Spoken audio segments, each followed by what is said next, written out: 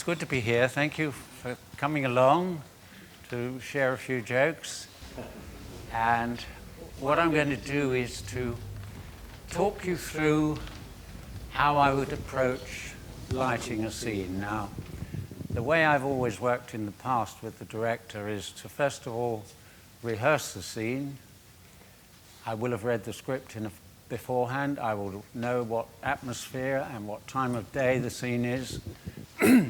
And I will have discussed with the director and the camera operator, as if I'm not operating myself, what we're going to do with the camera. So we've worked out a scene here. It's interior barn. It's a night interior, but it's not quite dark. It's that magic hour when there's still a bit of light left, but it's cold, a cold light. So we're starting off with this overhead light, which is, it's a fluorescent. So it gives me a nice soft light. It's got an egg crate on it, so it doesn't spill everywhere. And that's at 3000 Kelvin. So it's a top light. The action takes place, and we then have a power cut. And we are left in near darkness, not in total darkness, because even, shall we say, when we have a power cut or when the lights go very dark, I still like to be able to see where the actors are on the screen. And so when that light goes on, you'll see that there's blue light from the daylight coming in at various parts of the set. So the actors don't disappear entirely. And I've got a little bit of backlight just to give me a highlight on their faces. And Michael is going to walk across the set to light the candelabra. So we're going to go into candlelight. And we're going to play the rest of the scene in candlelight. So this is our first setup, which sets the atmosphere. For those that are interested in color temperature, I've always worked with color temperature meter. I've got 3000 Kelvin on the white light. I've got between 5,000 and 6,000 on the blue light, the dusk, and the candlelight is about 2000 Kelvin. That's its natural light, same as firelight. But in order to supplement the candlelight, I've got a china ball with a 60-watt bulb with a half orange on it, so it matches the color of the candlelight, just to give me a little bit more fill. So I've fortunately had a bit of time yesterday to get things set and to work out the dolly move. We're tracking on the canvas, so there may be just the occasional little bump in between. But so what I'm going to do is to go through it in stages and just show you what everything's doing, but it means we've got to put out all the house lights. I'm having to work at a very low light level. But this camera, the Alexa, is wonderful. It's going to give you a tremendous amount of detail in the shadows. All of my work in the past was on film, and I retired from filming about 20 years ago. But since then, I've spent a lot of time visiting film schools and film festivals and meeting young cinematographers, talking about my craft and what I think is essential that one should learn. So it's about sharing information and passing on. And so let's have a look at it with the house lights out. So as you can see, it's very low light. If you all put on your mobile phones, I'll be overexposed. So, okay. So Amy is coming in with a tray of coffee. So let's just have a rehearsal, and see how it looks. Okay. Do you want to put backs in? Can you get it into the rehearsal? Do you want it in for the rehearsal? No, well, let's see the rehearsal with that. There's a bit of poly here, which is giving me some fill light. it blocks your view. So what I'm going to do is do 1 or 2 rehearsals without it. And then when I do a take, I'll put it back. Okay. Okay. Quiet and still everywhere. Stand by for rehearsal. And rehearsal. Action. Coffee?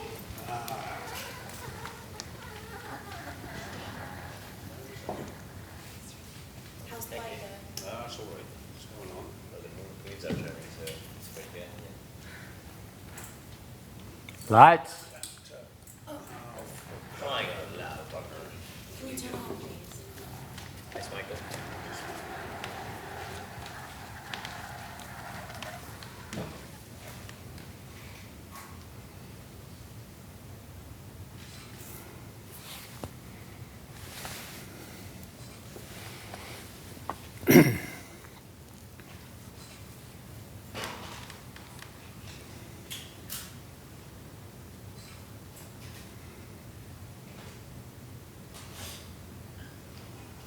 Go. Cut. Okay. Okay. Stay with you off for the moment. Just relax. Now, I've been looking at, until now, I've been looking at this little monitor here. And the big monitors that you're looking at are giving me a lot more contrast and a lot more color saturation. So I'm going to have to readjust a little bit. Colin, we put an additional quarter blue on that light coming through the window, didn't we? Can we take it off? So it's a bit too blue. Let's go back to the first position with the camera, please.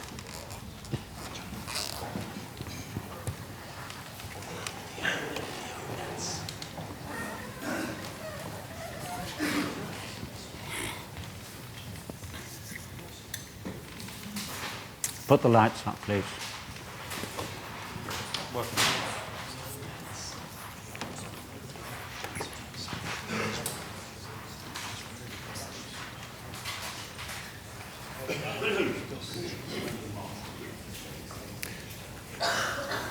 Let's pull the camera back to the first mark with the 3 shot. Amy, come in, please. Right, you go to cross the camera and you come to your your second positions. Romeo, you come forward, please, for the 3 shot. Okay, now this is looking a bit too contrasty. Let's put the filler in. Colin, can we have the filler in, please?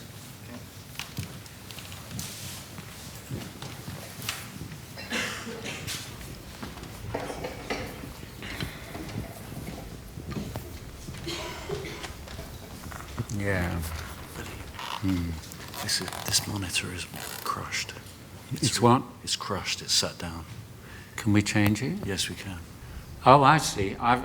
This is my first time shooting digital. It's a steep learning curve. I'm told that this monitor is crushed. So what do we do? Well, I'm going to get hold of the remote that will lift the blacks. I see. They should have all been set up, but we had a crash last night that knocked them all out. So they've reset to factory and gone off. Yeah, but I'm getting a different level here, you Quite. see, Yeah, I on this trust- small monitor. I trust that rather than. All rather right, than well, this. if we can fix that No, I'll without get too on. much delay. Yep. Yes? I'll get onto it. And there's a perfect lesson about digital and a set of monitors. Set the monitors, there you go, page 1. No, we All got right. it wrong. We got it wrong. All right, well, whilst that's, how long is that going to take? Well, any second somebody's going Any to rush second. down and hand me the remote.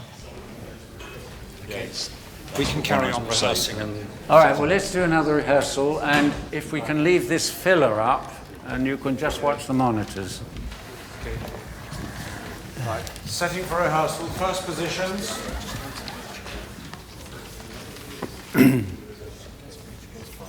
Quiet and still everywhere, please. Okay. All ready? Okay. For rehearsal. Action. Coffee?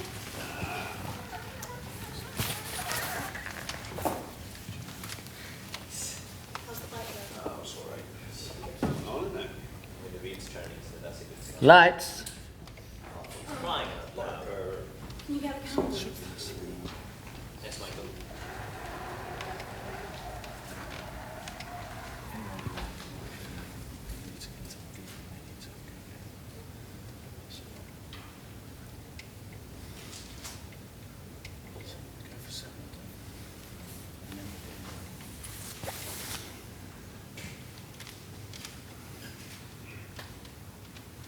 Here we are.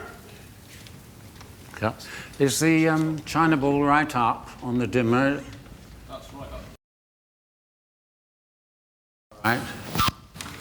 Oh, that's looking a bit better. The overhead lights on, please, Colin. Just so we're see what. I'd like a little bit more on the filler, Colin. Okay. So when I'm lighting, before I start lighting, I've got a picture in my mind of how I'd like it to look. And my first consideration is, what is my main source of light? What's the direction of this light? In this case, of course, it's a top light, which is an appropriate light for this kind of set and this time of day. So it's very important for me to get that first light in the right position. Then I will put in a certain amount of filler, because if one's in a much bigger set than this, you kind of light areas in stages. But this is a very small set, so I've only just got this one reflector, giving me a bit of soft, shadowless fill. Then I will think about the background and how much light I want on the background. This being a dusk scene, we're underexposed on the background. If it was a day scene, I would be lighting it differently. And then I want to get in a little bit of highlight, which is backlight, three-quarter backlight. So I've got that one light over the top of the set, which is just giving me a little bit of a kick. But I've had a problem because it's reflecting in the window, so I had to put this side cutter on here so we don't get that distraction. Any questions, anyone, at this stage? Hello? What's the colour? What's the colour temperature of the camera? What's it set at? 3,000. And what's the speed that you've set? It's set on 800. Yeah. So that's, I believe, the normal setting for the Alexa. I could go higher if I wanted to, but I don't think there's any need. I've got 2.5 on the lens. So what I did, I started off by measuring what I could get from the candles. Yeah. Because once the lights go out, I want it to look as if the candles are really providing the lighting, although when we come to the second setup, I'm going to have to supplement the candle light a bit. But I want it to look as if the light's coming from the candles, apart from the little bit of light that's coming, the blue light that's coming through the window. Okay? Okay, question, can you speak up? How you deal with the white balance? You've got a mixture of different types of lights there, so how you... Well, I measure them on the... Well, because I've always worked with a colour temperature meter, I always measure if I'm mixing the light here. See, what I'm doing now would be very difficult to alter in post, because I'm mixing white, orange, and blue light. Yeah. So there are three different lighting patterns here. One is the full light when everything's on. Then we go into a very low key, very dark, but not black, because it's very difficult to get black. You don't get a black if there's no light on the set. And as I said earlier, I'd like to just get a feeling of where the people are still, so that there's something you keep the audience engaged, okay? And then we go into candlelight, which is 2,000 Kelvin, and so it's a big stretch, you know. But as I say, my previous experience is on film, and I'm finding out as we go along with the digital.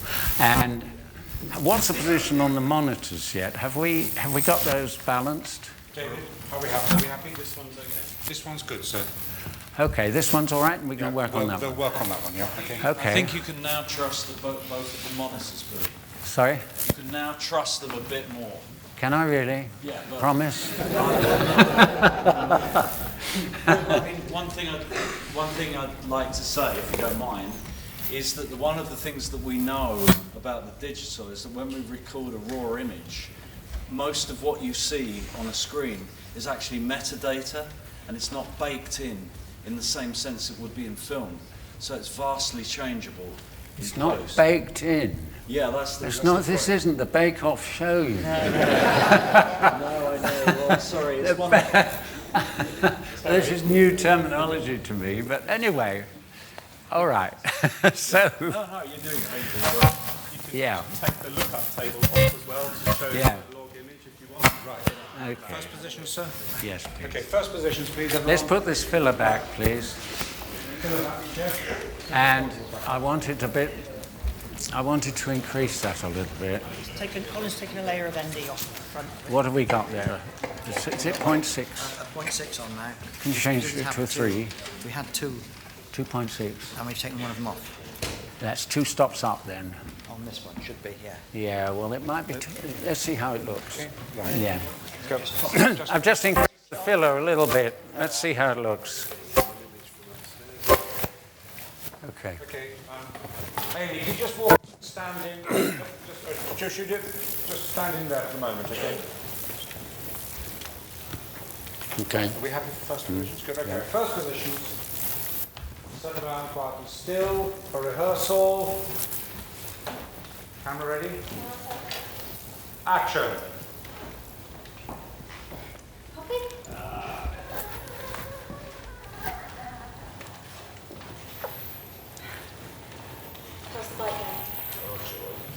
Lights. Can you light the candles?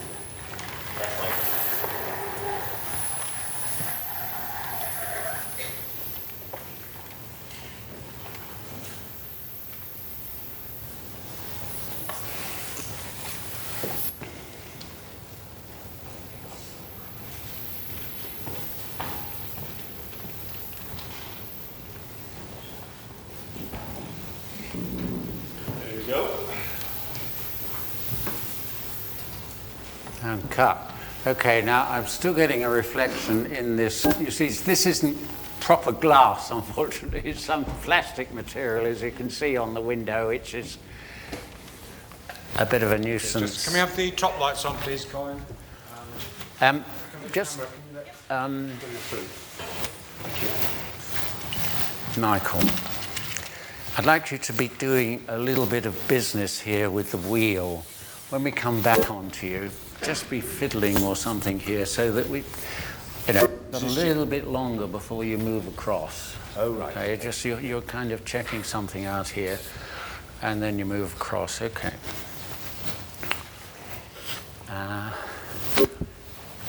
Now I'm getting a. We still are. We're flag for you. It just Yeah. there. I see. I think, well, I might be able to do it from here. Tall spark. Yeah, we don't have any of those in our family. Is that it, do you think? Yeah, that's a lot. That's Okay. still here. It's still there. Can you still see it? It's not that one through here, is it?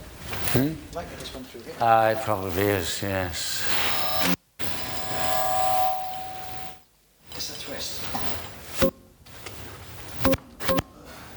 Yeah, it's that one.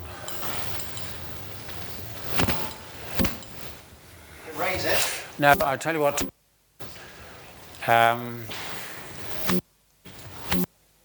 In America, they call a floater. Yeah. What I'm going to do is get an electrician to stand by on this with a solid floater, and as Michael moves across to handles, we'll cut that out so that I get rid of that reflection in this plastic stuff. Okay. Okay. All right, another First rehearsal. positions for rehearsal. You need a floater. And I think we had just. I had 2 layers of 0.6 ND on this. We've taken 1 layer off. I think I've got a little bit too much filler now, so put a 0.3 on that. So that means I've got a total of 0.9 on this lamp.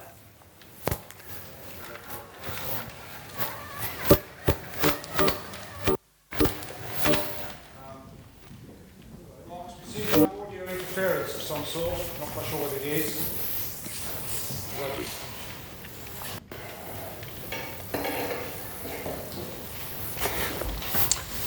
I'd just like to say a few things about the set, because the cinematographer works very closely with the production designer. And I wasn't able to see this set until today, but James, the production designer, sent me some drawings and he sent me some pictures, because this set is made out of pallets. And when they first arrived, most of them were new wood. But there were one or two that were very aged, and so I said to James, take them all down so they look like aged pallets. And so we've got this lovely dark wood quality with lovely texture to it. And it's all part of the process of working together with other members of the team. Like the production designer and cinematographer work very closely together. But I also work closely with the costume designer and with makeup and hair. Now, when I was working on film, I would use as little makeup as possible, especially on the men. Normally with men, I wouldn't use any makeup at all. With the ladies, of course, usually one needs to have a certain amount of makeup, but a lot depends on the skin quality of the actors. Some need more than others. When I worked with Katharine Hepburn, she was 72 years old, and all she had on was lipstick, and we just used to powder a little bit because she had such a lovely skin. And so the texture of the skin comes through with film. Now, from what I've seen and what I've heard talking to my colleagues is that because digital is so much sharper and harder, that faces, you sometimes see too much detail and too many blemishes. It shows up all the imperfections in the skin. And so what's happening is that in order to counteract that, you're putting on more makeup. And I think when you put on more makeup, you lose something of the personality. So I always film's a little bit more alive in terms of the close-ups, not quite as sharp as digital. Okay. I can hear filter coming now.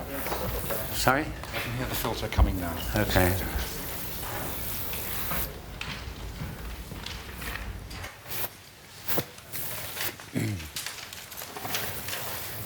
Okay, thank you. Okay, First positions. another rehearsal then. Okay. When you're ready. I have any sparks in position? Yes, sir. Thank you, Colin. Adam, you happy? Yep, give me a second. Okay. For rehearsal, action.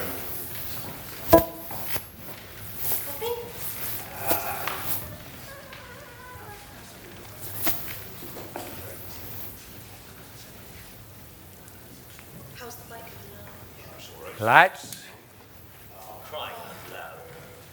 You get a candle. Thanks, Michael.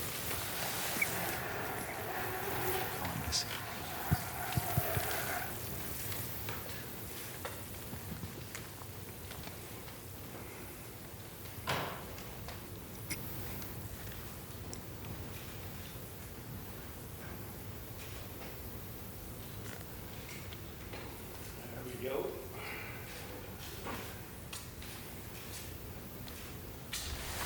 Cut. Good, good, Relax. good. Spotlight on, please, Colin. Let's shoot it. Okay, right. James, can we have the coffee here, please? Adam, C, you ready? Good. Yeah.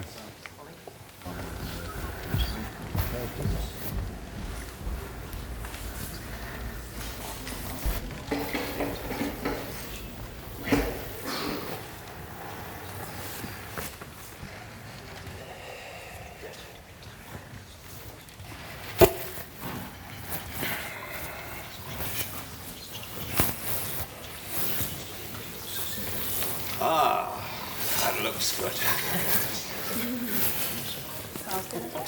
There's no expense spared here. We've got coffee.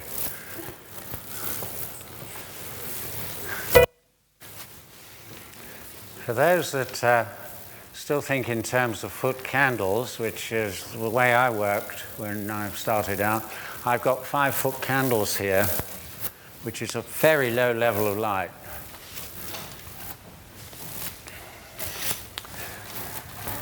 Okay, so this is a take.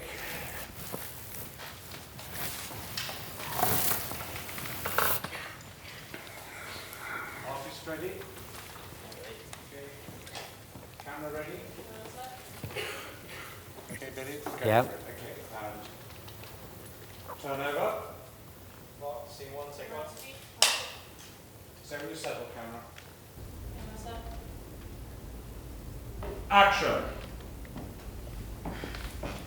Coffee?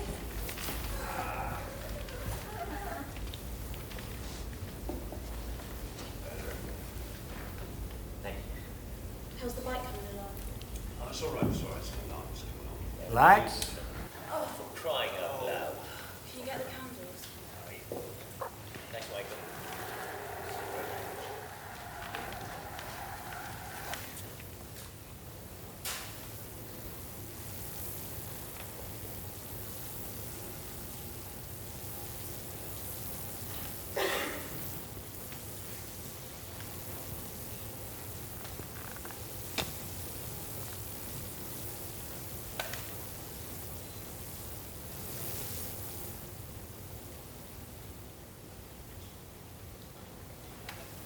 There we are. Never mind.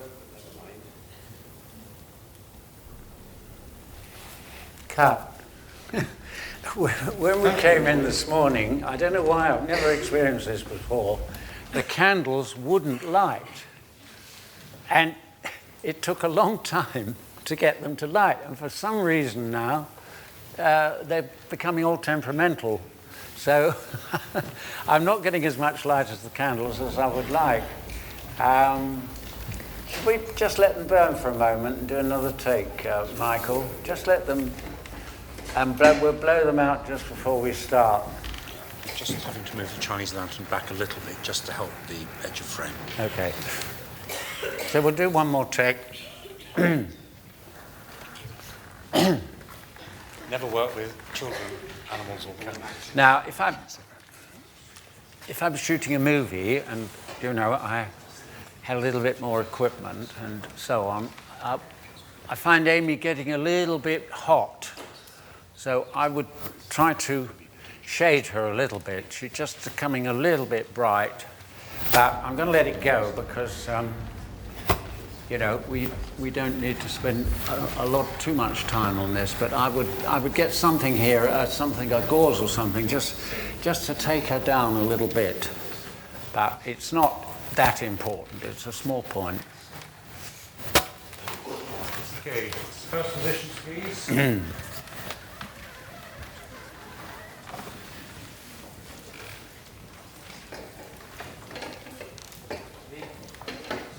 Okay.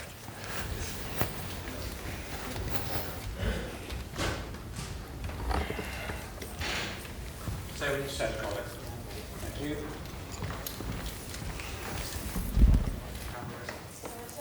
Okay. Turn over. Marking. See what takes you. Camera settle. Action.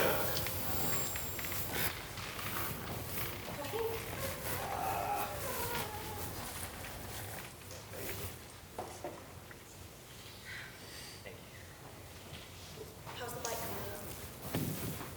It's all right, it's all right. It's coming Lights. on. Crying out loud. Can you get the candles? Thanks, Michael.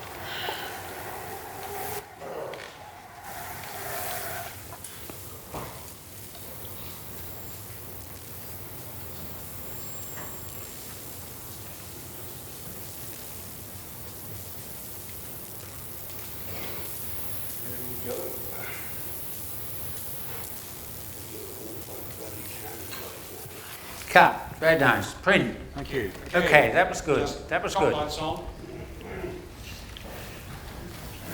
Now, when one works on film, as I have, when the director says cut, print, you move on.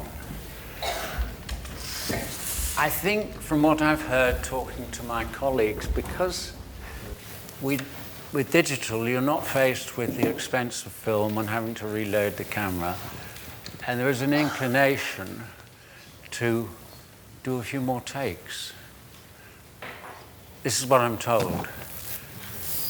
But in doing a few more takes, you're taking up time, you're taking the energy out of the actors, and at the end of the day, you're giving the editor a lot more material that has to be logged and viewed.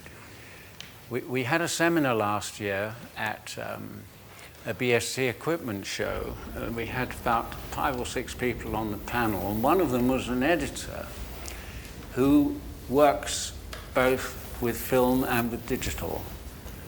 And he said, if they're shooting on digital, I've got 5 times much more material to view. And so what do you get? You get a log jam in the cutting room, and things don't get done, and people just get exhausted. So I've always worked on the principle that if the director's happy and everything's fine technically, then you cut and you move on. When I grew up as a young cinematographer, I had 2 or 3 idols. One was Jack Cardiff, the other was Guy Green for his wonderful black and white cinematography in Great Expectations and Oliver Twist. And Guy Green became a cinematographer. And I had the good fortune to photograph 2 movies with him. And the first movie I did was The Makers. We were on location in Spain, and we were doing a day for night scene on a beach. And it was day 1, take 1. And we shot it, and Guy Green said, cut, print. Now, I'd never experienced that before. On the first day, the first shot, the first take, print. Now, what does that do? That tells the whole crew that this director knows what he wants, and you'd better be on top of your game and get it right. And I've never forgotten that. And that just shows, you know, if you're working with a director who's confident about what he or she wants, it spreads throughout the whole unit so that everybody gets on board, and then you've got this imperative to get it right, rather than let's do a few more takes and see what happens. So if a director's happy, then you move on to the next setup. And that's, you know, the best way to work. Okay, so we've got a good take there. What we can do, we'll move on to the next setup. What we can do is to have a little review of everything we've shot later on. So let's move on to the next setup. So I want to get the camera. We might have to move this store so that Colin can come into picture with the candelabra, and we can have a 3-shot looking in this direction. We've been on the 24 mil so far. Probably need to stay on the 24. Okay, Adam? Adam's our camera operator. And I'd like to just talk about working with a camera operator. I grew up in documentaries when you light and operate yourself. And then I moved into commercials, and finally I achieved my ambition to work in features. And in those days, this is the mid-60s, we were known as lighting cameramen, not directors of photography. In this country, we were called lighting cameramen. And the result was that one was only regarded as being responsible for the lighting. Whereas for me, the whole process starts of where you put the camera and how you use the camera. And in those days, the director would talk to the camera operator about the setup and the movements and how you were going to cover the scene. And the cinematographer would just light the scene. Now, I wasn't very comfortable with this because to me it seems that it needs to be of a piece, because when I approach a scene or a movie, a situation, I'm thinking about the best way to capture the atmosphere and the drama of that scene. What's the scene's about? And it starts with where you put the camera, but I'm also thinking at the same time, where am I going to put the lights? How am I going to light this? Is it going to be a hard light or a soft light? What's the direction of the light? Now, if you're working on location, there are certain restrictions as to where you can put the light. In the studio, you can more or less put a light where you want to, as we are here. But I could equally shoot this on location, in a real location, and I could light it, but I would have a lot of difficulty in capturing this feeling of it being almost dark if I was working in daylight. So I would have to do this as a night shot and light it if I was on location. But what I'm saying is that the setup and the lighting are all of a piece. Now, nowadays, particularly people who are coming out of film school are operating themselves. And you know, that's fine. There's a lot of very distinguished cinematographers who like to light and operate. But there are others who may be wonderful at lighting, but perhaps not so good at operating. And also, I think if you were on a big picture with, big sets to light, then an operator can save a lot of time and give a lot of support to the cinematographer. So when I started, that was the tradition, which you always had a camera operator, and I had a wonderful camera operator called David Harcourt, and he understood that I needed to be involved with the setup, but that we shared it. You know, we were a team, and he didn't have any problems with that, because in the end, it's about getting the best result with the time you've got available. Ready for research. So. The lights, this light's out now. Just put it out. Colin, can we lose the top light? What was that light doing on? That was just on to it. Can we lose the audience light? Okay. Okay. Use the spot. So let's just have a line-up. Can we have Colin with the candelabra lit, coming in from right of frame? Michael.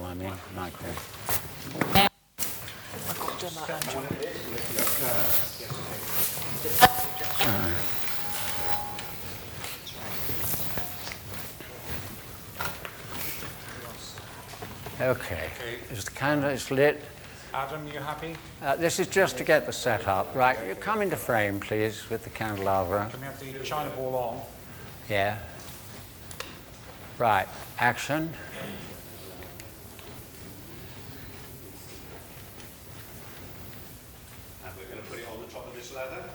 Yeah. Yeah. Now we're a bit. Can we get back any further? Yeah. We're a bit too tight.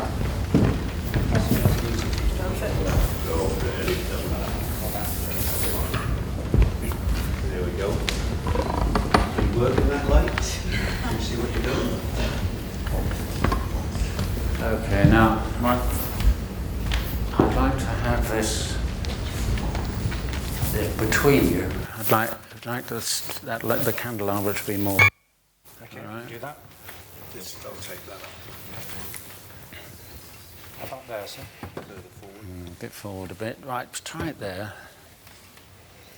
Okay. So I'll come and I'll put it on there, like that. Yeah. And go round behind. With the bike wheel blocking that slightly. Bike wheel is blocking that slightly. Well, come a little bit left with the camera. Grace. Yep. Coming left with the camera.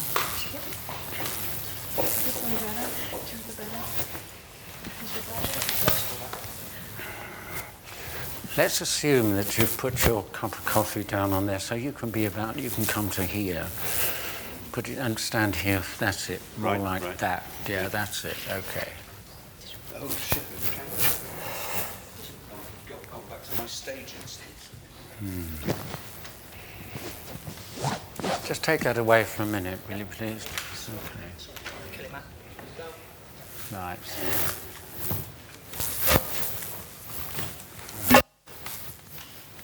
Billy, can I ask you a question? Yeah. So the question is, how much can the cinematographer intervene in the director's instructions to make their lighting work? Well, the director doesn't usually intervene with the lighting, in my experience. You know, my experience with the directors is that some directors, and all directors are different in, shall we say, what they expect from the cinematographer. It varies. Some directors are very specific about where they want the camera. Others, which is the best way of working, know what they want, but they involve the cinematographer and are willing to take on board other ideas and other suggestions. But I've also worked with directors whom, once you've rehearsed the scene with the actors, have said to me, how do you want to do this? So you're passing the whole responsibility to me at where to put the camera and to light it according to what I feel is appropriate. So one has to adjust to the way the director likes to work. And so you've got to be, you know, diplomatic. At the same time, you've got to sometimes fight for what you want. And it's a question of getting the director's confidence because, you know, you're working as a team. It's not about ego, but the director's in charge. And I sometimes find that if the director's suggested a certain way of doing things, and I think there's a better idea, I won't shout out the idea so that everybody can hear. I will just whisper very quietly in the director's ear my suggestion. And so sometimes I'm saying, no, we won't do that, we'll do this. It becomes his concept. And so it's all part of the diplomacy of working together. Okay. Okay, Billy. All right. We're on 2.5. Open the lens up to 2, just to see what we would get out of this if we were working at 2. We're at 2 now? Yes. All right, now go to 1200 on the... Can you change the speed? Yes. I just want to see what we could get out of the candles if I didn't put anything in. Okay, so we're starting to get a bit more out of the candles by opening up the lens and increasing the speed, but it still, I think, needs a bit of help. So let's go back to the setting we had, which was 2.5 and 800, and let's see if we can boost things a little bit. Colin? So Colin,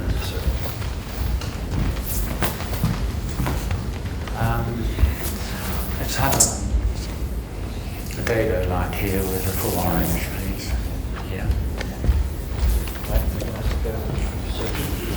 You need to go upstairs for everything. I'm sorry. All the equipment's on the 4th floor, so you better bring the whole set down. Yes. Yeah, about that. Yeah. Do you want to rehearse? Yeah, let's rehearse while we're waiting for that. First positions for the And shot, we'll rehearse. with Colin, have we got a... That's got 60 watt bulb then, hasn't it? Yeah, it has, have you yeah. got 100?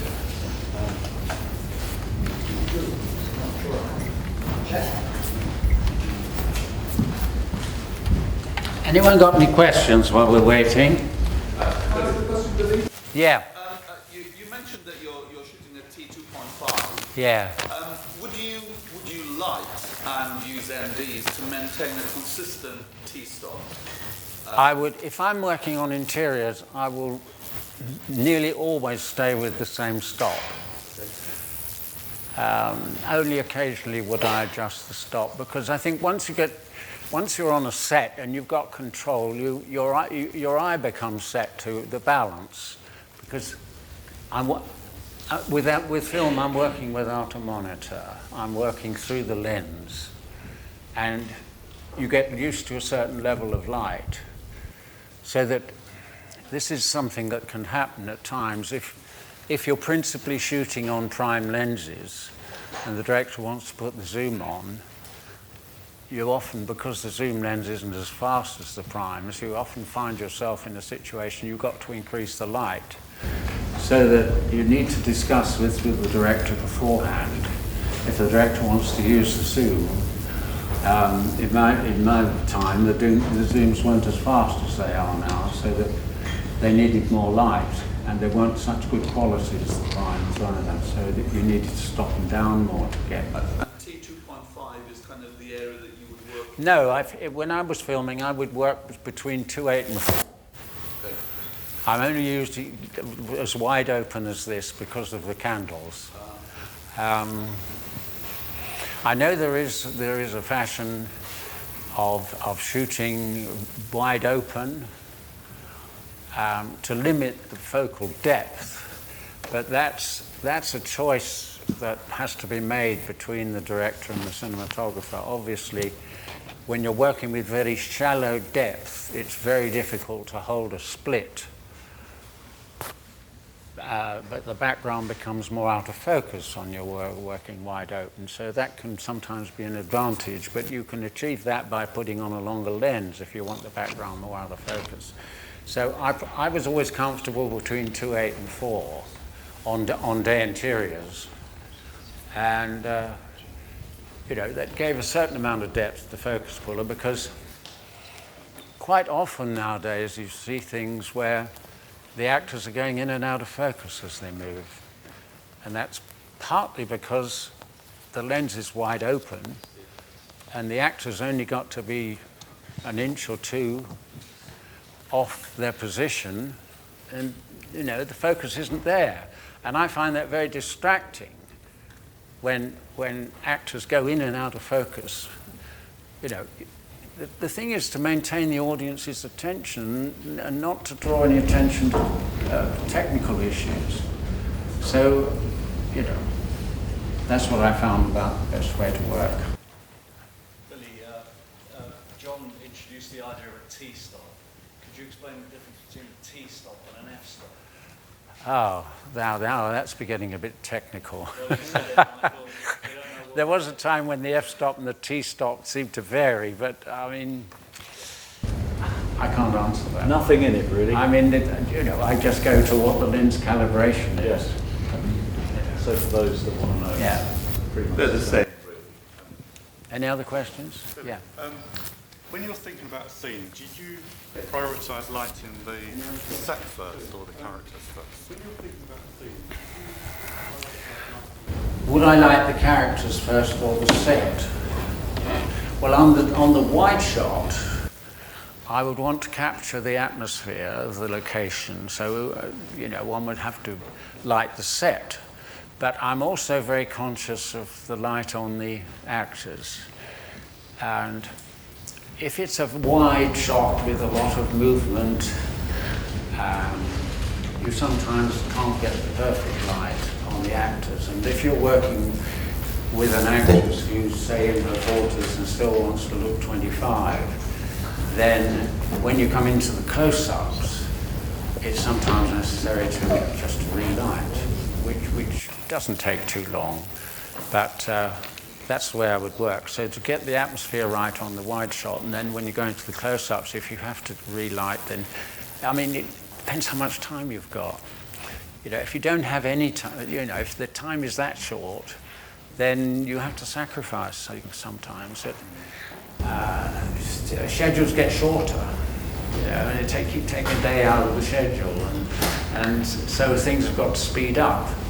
But when I was working with 100 ASA stock, and the equipment was very bulky, and so I was using much bigger lights, much heavier lights. Things took longer to set up. The smaller units you can work with, the quicker you can be, and the easier it is to hide lights, position them where you want them without them being in picture. So if you're working on film now, I would be working with 500 ASA because it's such good stock now. The stocks have improved enormously.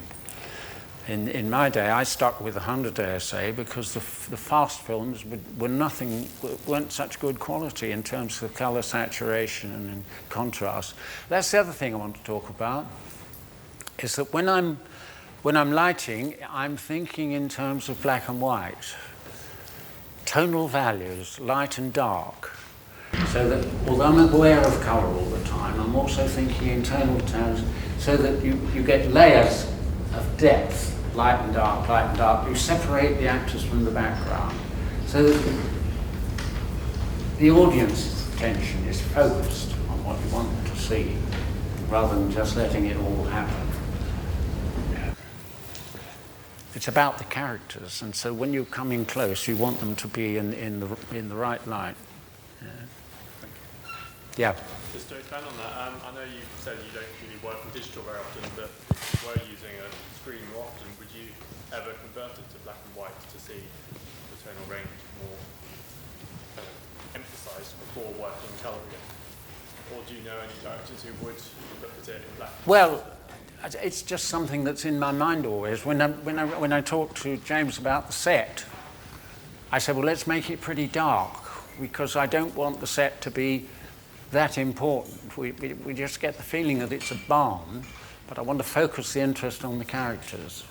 So in the first instance, the characters are lighter than the set. When the lights go off, the characters are in silhouette and there's a little bit of light on the set, so they're still there. And then when we light the candle, you know, the exposure is back on the characters, and the background's darker. So I'm still working on, when I get a bit more equipment. Billy? Any chance of a cup of tea? Billy, of course. Yeah, okay. Billy, one more question. I noticed you used ND on the fill light. Is Yes. that just because you want to maintain the colour temperature, or is that... Well, by putting an ND on, I don't change the colour temperature. Yeah. Okay. So I that's just the cut only the level down. I'm using very small units, and they're too bright. So ND is very useful in that sense. Also, or you can use nets, black nets. But it was tungsten... Pardon? It was tungsten already, wasn't it? Or was it? I'm balanced to tungsten. Okay. Yeah. So, Yeah. This overhead light is tungsten, and the other lights on the set are kinoflows with daylight colour temperature bulbs. but if it was on a dimmer, it would just look too red if you brought it down. Is that the only reason you did it? Well, I've got a white level to start, and then we go into blue, a blue image, and then we go into orange image with the candlelight. So it's three different lighting patterns. Yeah. Three different colours balance. It's just an exercise which makes you think about these things, you know, when you're working, because if you're working with white light throughout, then in post-production you can take the whole thing up and down, you know, colder or warmer. But when you're mixing light like this, you've got to get it right on the negative, if you like. Yeah. Any other questions? Yeah. I was wondering, did you cut for a reason, or Pardon? in terms of this cut that we've just had, could Yeah. you have just kept tracking camera instead of cutting? Is there a reason why we've cut instead of camera goes down again? And Well, the flies camera down? couldn't get where I want it to be. Also, what's wrong with the cut? You know, if you're going to shoot everything continuous, then you've probably got to go on a Steadicam or handheld, and you've got to have a lot more space to work. This is a very small set, so we have got certain limitations that we have to work to. And also, I mean, I think, you know, what's wrong with the cut? Yeah. You know. Okay. Yeah, in here. Sorry, where did you want the Dido? Can we have actors in position, please? With the candelabra over in position here, the second position, please. Thank you.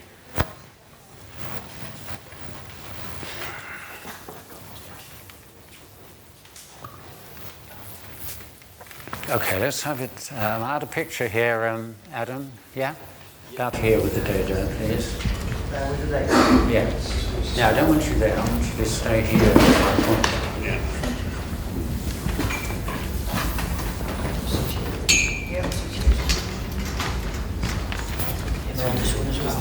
Drop it, keep it low, keep it low.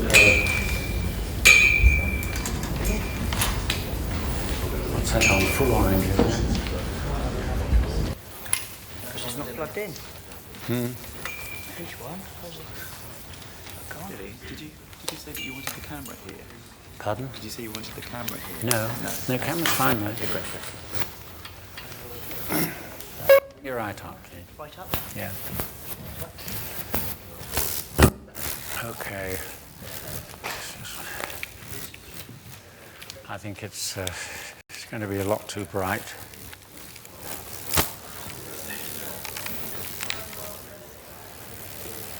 Yeah. Okay. Right. Let's have a look. Put a point. You got some ND ready? Put 0.6 on it, please. Bobby, 0.6 ND. Oh, Jeff Hurd.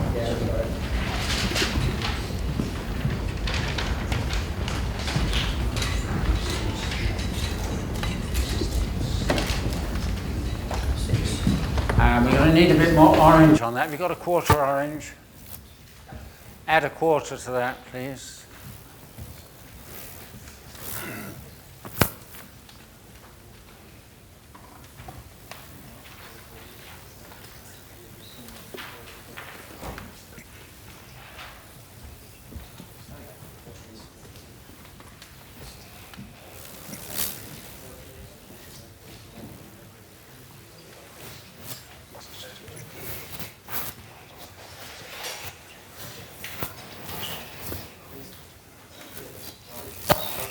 Is my hand out of picture? Behind the wheel. Is it in picture? Yeah. It's in picture? It is, yeah. Tell me when it's out. Still in. Under the wheel is out. Let me look through, please.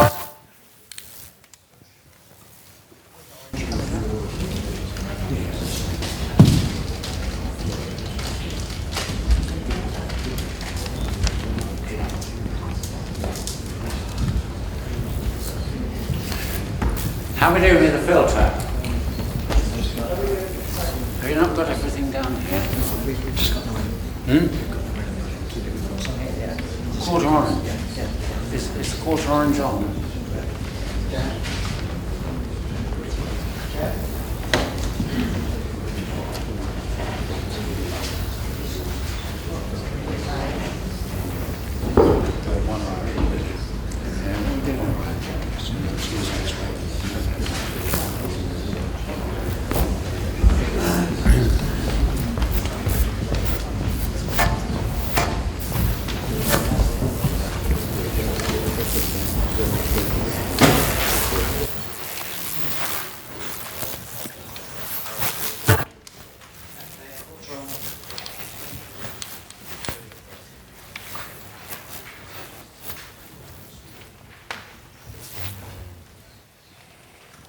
Yeah.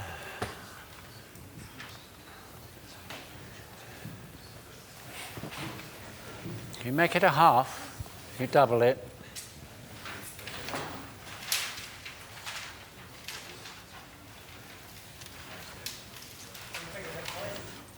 Okay, that's better.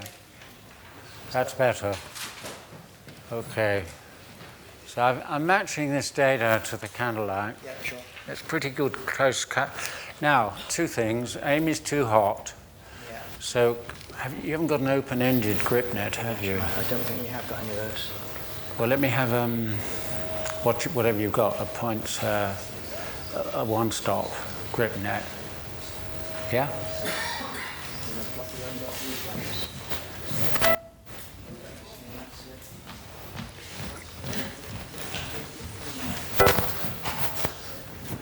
Let's get the China ball in.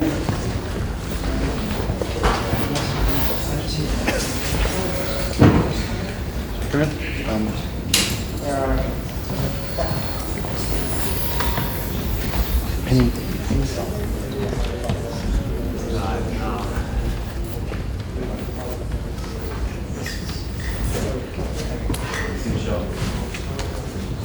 not going to work. It's not going to work. I wanted to open Jeff, give me a bit of film. No, give me a bit of film. 216. A small piece of 216. Or 251. We got 251. Now, I'm trying to take a bit of light off Amy. I think she's too hot. But I don't have what's called an open-ended grip net. I've only got these wood frames, which won't do what I want. So I'm trying to find another way of doing it. Yeah, thank you.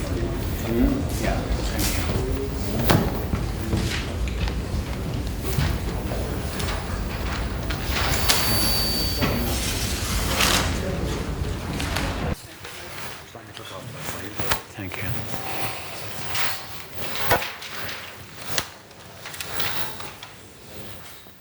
Yeah, that looks better. Is that 216 or 251? Yeah, that's better. Okay, fix that, please. Keep it close to the lamp or it comes into picture.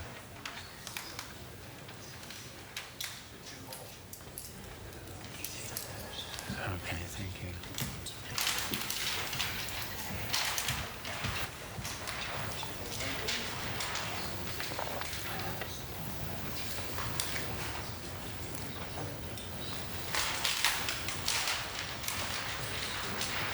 Yeah, that's better. That's better. Okay. Let's get the China ball going and give me another dado light with the same filter combination as that one. That's got a full orange and a half orange, hasn't it, Colin? Yes. Yeah, that has now. Yeah, okay. So give me, is there an ND on it? No?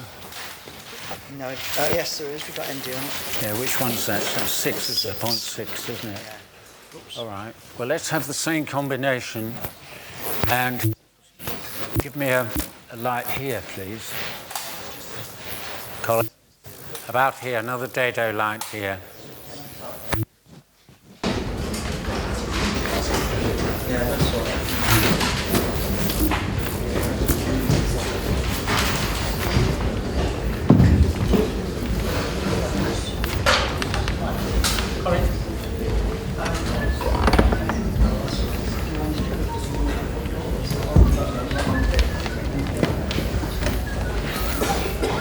Let's get the China ball ready, please. They'll be there as soon as they can. Fire up the China ball. Ollie,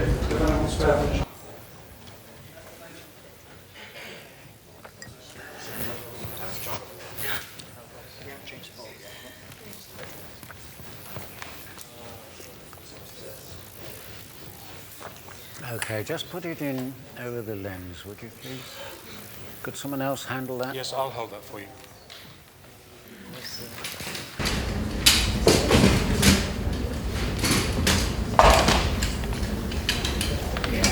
Go a little closer to the axis, will you?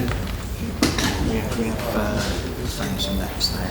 Pardon? We have found some nets, restaurant, soft side nets. Oh, open-ended? Yeah. Yeah, okay, that's good. Well, I think we fixed it for the moment, but we'll keep those handy. Okay. All right, back off just a little bit with that. Can you just switch it off and on? Yeah, I can do that one.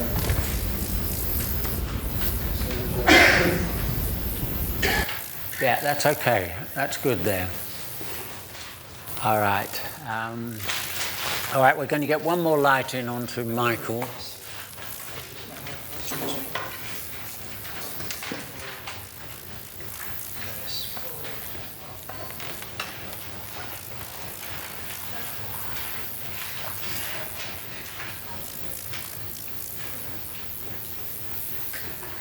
Billy, would you explain that when you're relighting a shot, would you explain, do you stand next to camera and just look down the camera line and do it all by eye?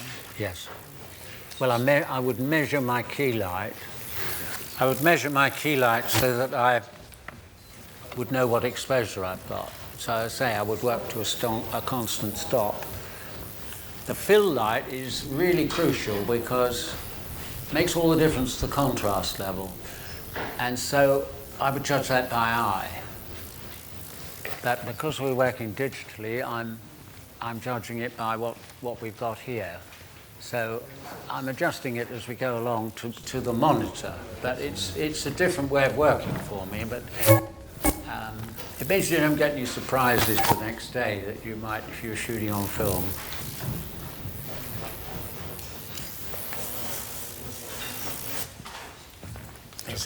Are these monitors supposed to match now? Suppose.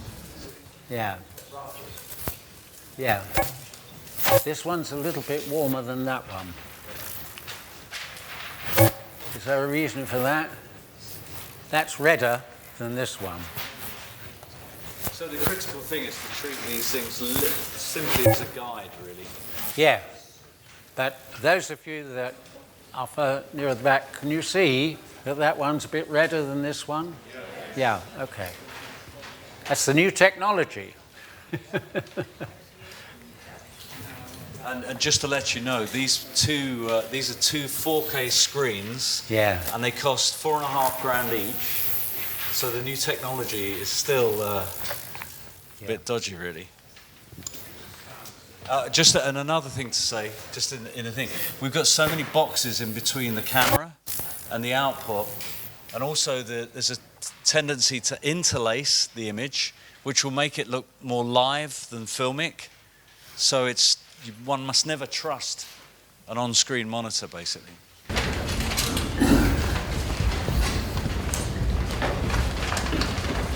Have we got the other dado light coming in? Coming in, sir.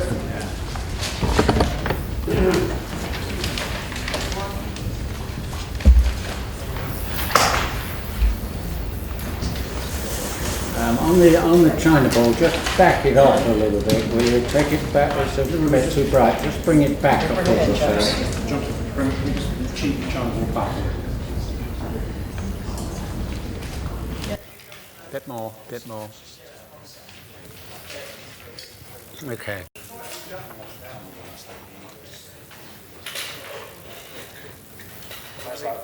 Placed in this second dado, Billy. It's in between them. I'll stand where I want.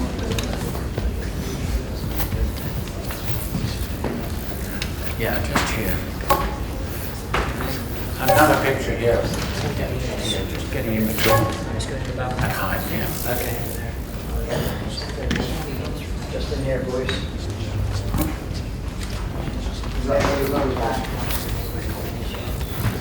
Matt's bringing feed in.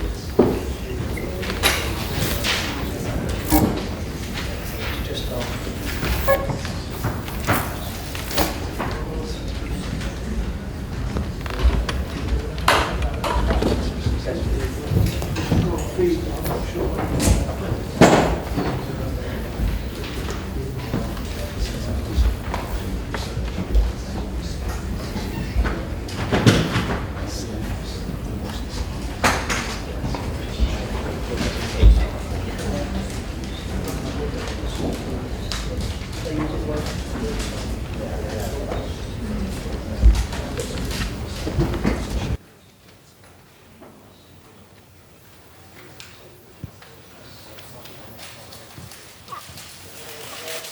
Where'd your tea go, sir? I finished it, You finished thanks, it, okay. yeah.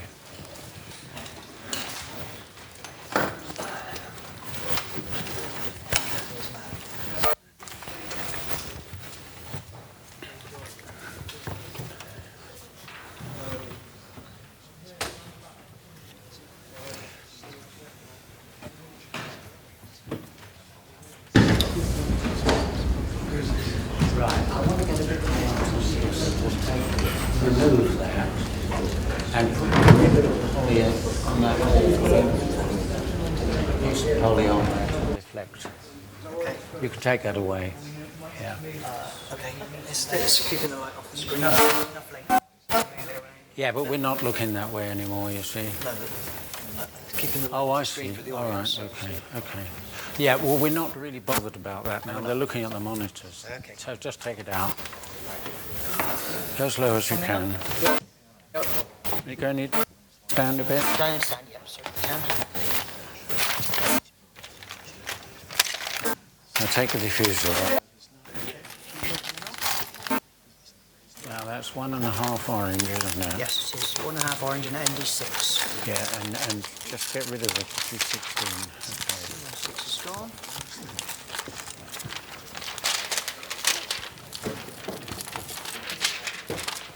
Okay, get a small flag in here, will you please?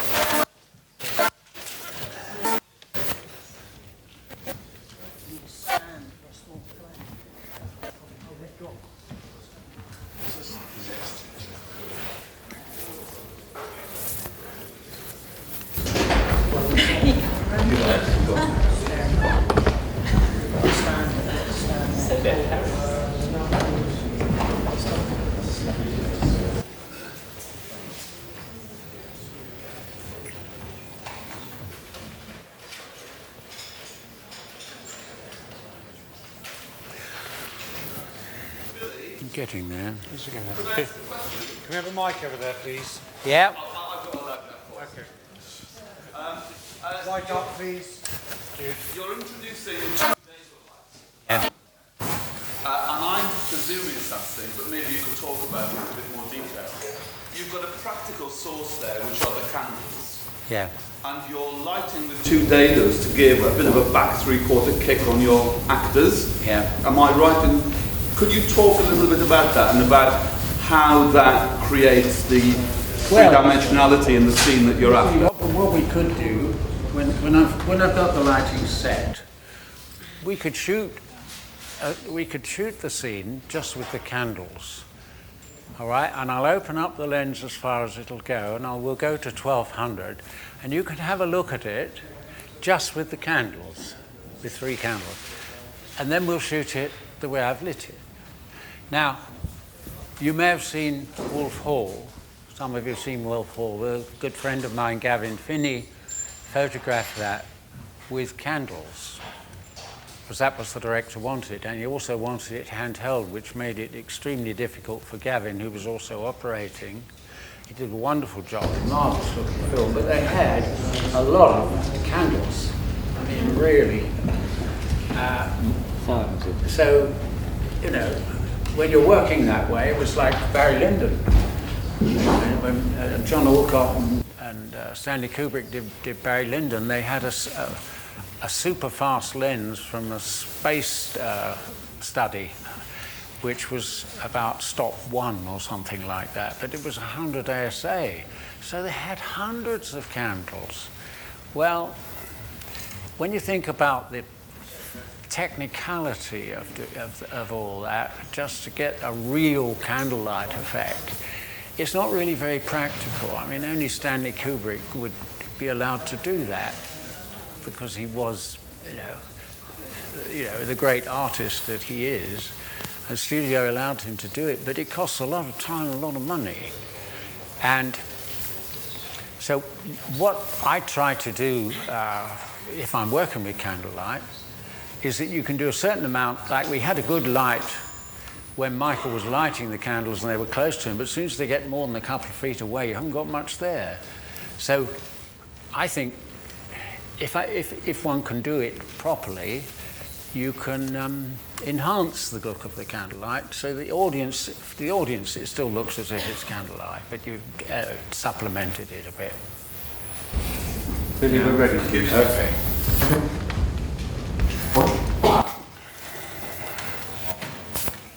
Okay. Right. Okay. Now Michael's a bit bright. Let's take one stop at 0.3 on that new dado. And I've put a flag in to keep the light off Amy. Now, are you holding your coffee cup? Are you? Yes. Okay. So look, once we get the 0.3 on the second dado light, we'll have a rehearsal. James, can we have fresh coffee? It'll be a bit... And is this one, are you operating this light? Who's operating this light? I think it'll be a spark. It'll be a sparkly one. Yeah.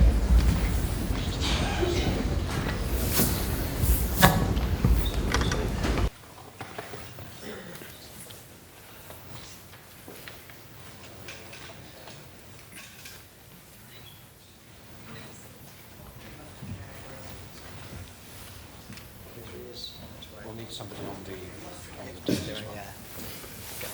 Pardon? It's all right. I was just saying the point 3's on its way. Okay. I want this on a dimmer. Yeah, it is on the dimmer. I want it. Dim it right down. Okay.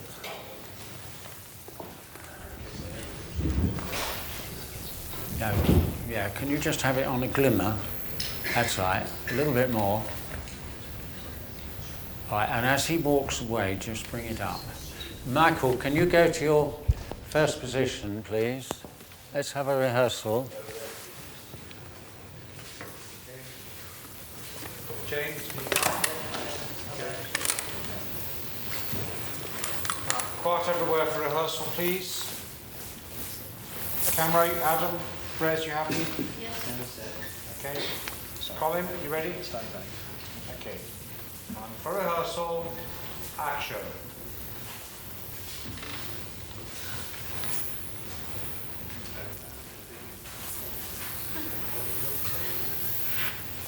Okay, right, a couple of things. Just relax. This light's in picture, Adam.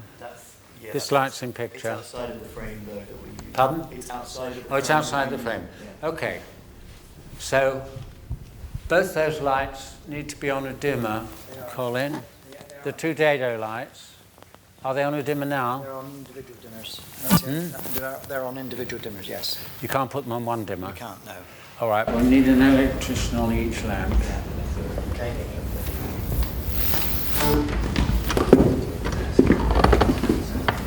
And also the light that's coming through the doorway there, put a 0.3 on it, it's a bit too bright. That one through the doorway. That side. On the right, no, the one we were Yeah. through the passageway, yeah, it's a little bit too 0.3 on it, yeah. I'm doing some what we call fine brush work here. Because, you know, I just like to explain why I'm doing certain things, and it's all a question of how much time you've got. But I'm taking advantage of the fact that, you know, I've got 2 hours here, and I'm going to do as much work as I can and talk about the various choices that you can make when you're on the set. Now, the light that's coming through here from the outside there, I think is a little bit distracting, so I'm going to take it down a stop. It's just a little bit too bright. And also we're putting the two dado lights on dimmers because until the candelabra arrives there, we don't want them to be lit.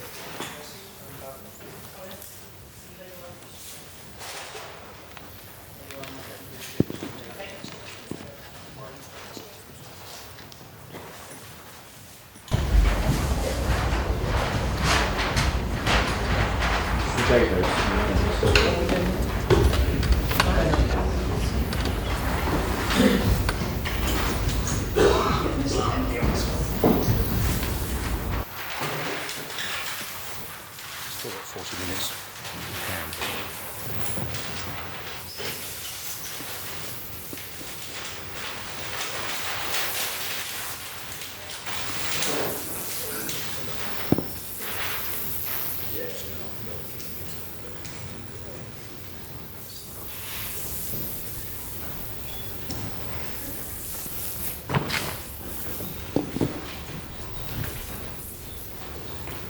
How are we doing, Colin? Yeah, this is going on.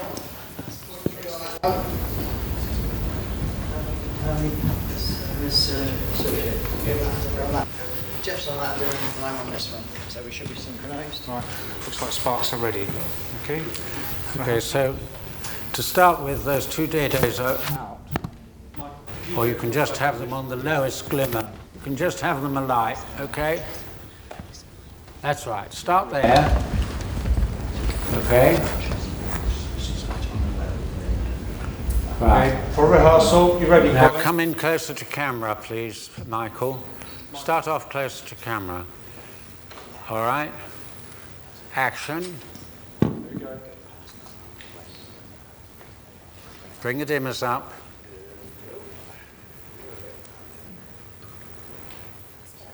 Yeah, not bad. Not bad. Relax for the moment. Okay. Another rehearsal with lights this time? Yeah. Because we're going to get a little variation each. Right. We're going for a take this time. Is that all right for you, Adam? Yeah. Okay. Yeah, great, thank you. Okay, first position.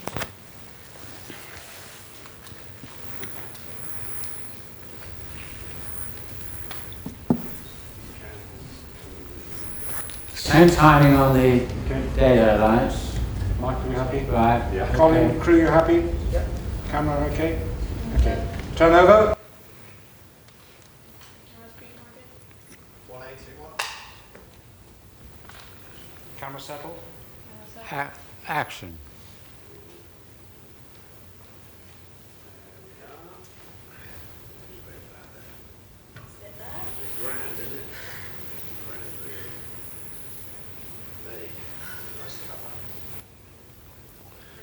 And cut. That's nice. That's nice. Let's do one more. Okay, first positions again, please. Let's just come up a fraction earlier on the data. Okay, that was good, but just try a slight difference.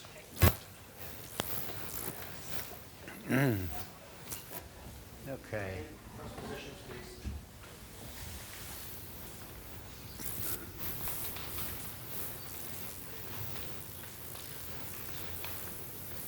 Happy, Michael? Yeah. Mm-hmm. Yeah. It's a huge responsibility. Go through it. Okay, camera. Turn over. 1822. Settle. Action.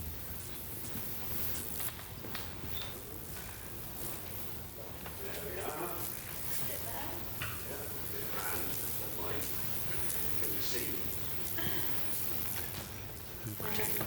Okay, cut. Let's do one more. Come up just a fraction earlier. And on your final mark, don't go too far to the left yet. Yeah, right there.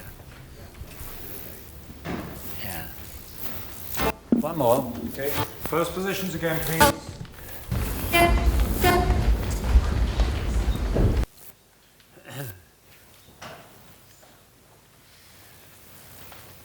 Assume the position of responsibility, Michael. Okay, and here we go. Turn over. 1823. Okay. There we are. Yeah, that. Bit round, isn't it? Hey. When do you reckon the bike will be ready? Oh, I don't know. Fortnight. I think it's 3 weeks. And cut. That was pretty good. Thank you. Any comments from the audience? What do you think? Convincing? Shall we just... Okay, so we got a couple of takes there. Let's just try it with candles without any assistance. We'll open up the lens and we'll increase the speed. Okay. And just see what we get without any assistance from the data. So put the data aside, please.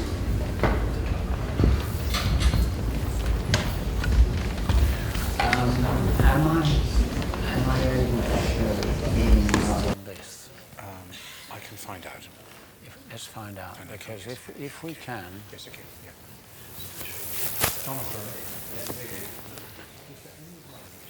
So we've gone to 1200, have we? 1280. 80? On the speed. On the speed 1280 and... It's 1280, is it? And you're wide open? Yes. We'll come on No. to 1.9. Okay, get to 1.9, yes.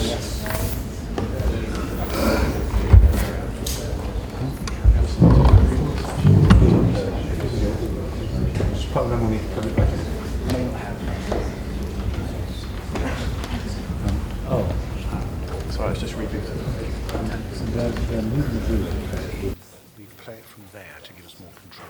So I'll let you know whether we can play it or not. Okay, because if we can, I will stop at 10 to 12. You Fine, see. okay. I'll let you know. All right. As soon as you know, that'd be great. Are we all set? Yeah. Okay. So we've increased the speed to 1280 and we've opened up the lens 1.9, so we're just going to do, I'm going to leave the daylight obviously is a bit brighter than it was on the previous take, but let's see what it looks like just with the candles. We're going to take this? Yes, okay, we'll Right. do it a take. Stand by for a take. Lose that light, please. Thank you. Okay, we got a slate? Turn over. We're going to take 4. Stop. Action. Go.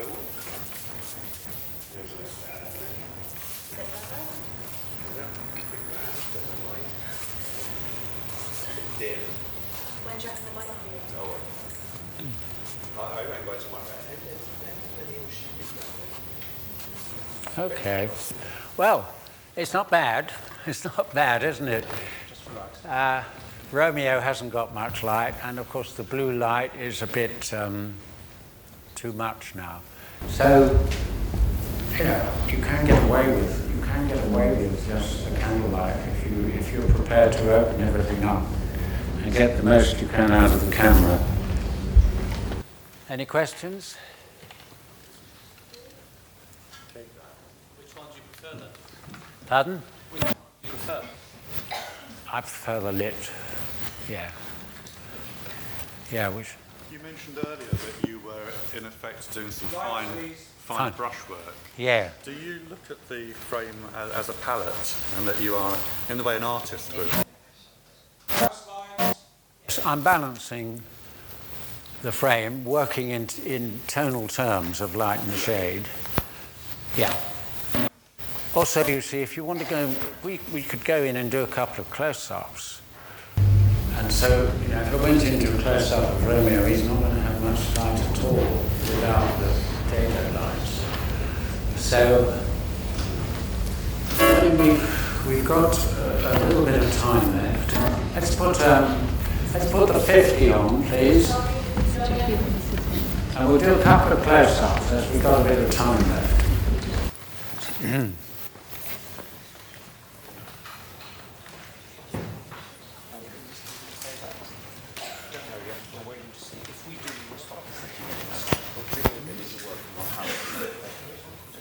But if we can, we're only going to play it on the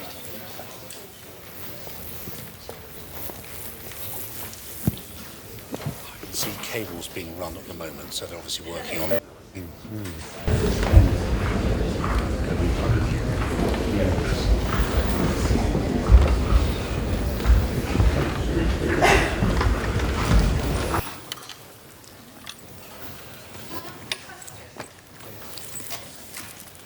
When you're ready, there's a question up here. We've got a mic up there. Okay.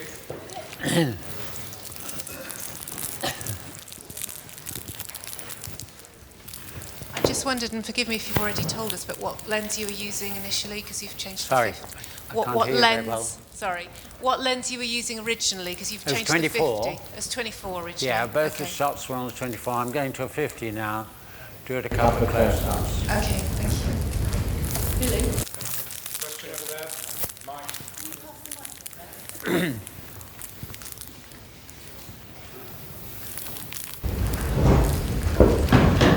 I'm just wondering about the problem with the actual candles, really. So when you shot the shot without the lights at all, and it was just the candles, the effect of the candles. Can you repeat your question? When you shot the shot without the lights and just the candles on their own, the candles were even hotter and even tinier spots than before. So using the lighting mitted against the effect of these very hot things that you get on. I'm not hearing your question very well, I'm sorry. Okay, so on digital, when you're shooting candles, these hot little edges of the flames are considerably worse than they would be on film, and it seems to me that was increased by just shooting the candles without any lighting, and that with the lighting, at least your eye was moving around the screen. So I suppose it's the problem of the actual candle and how sharp they are, even worse than the faces on digital. I mean, it's obvious that the candles are much more exposed, overexposed, you know, because I've opened everything up. Is that what you're saying? Well, if you were really doing this, would you shoot them through some kind of muslin or fabric or something that would mitigate against that look? Would you shoot it through muslin or something to mitigate that effect? Well, To soften it? you mean if would I put a gauze on the lens? You mean? Or gauze on the lens, or would you shoot the entire scene through some, like they did in Wolf Hall? They used a lot of fabric. You were always looking through something when there was candlelight, often, so that the character would be lit, but the actual candles themselves weren't sharp. And it wasn't just a focus effect. Yeah, in Wolf Hall, Yeah. they shot a lot through fabric to mitigate the hard edges, so that you were seeing the characters, and the light was that the hard edge of the candle flames was softened through shooting through the fabric. Is that something that you consider? Well, where is when you say shooting through fabric, where's the fabric? In the set. In the set. In the set. In the set. It's part of the production. Well, I wasn't aware of that. I can't really answer that question, I'm afraid. I'm sorry, I can't answer that question. Yeah, we're ready for it. Okay.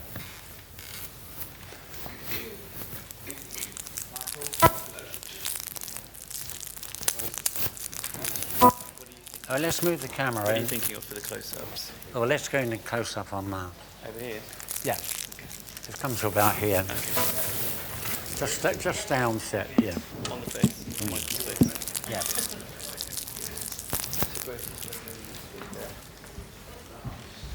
Mind the China ball. Let's go back to the original settings on the lens. 2.5. And the 2.5 and the camera speed.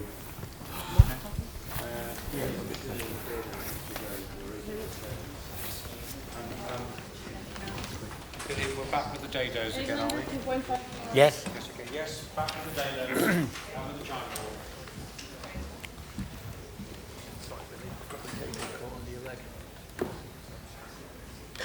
Go a little closer, please.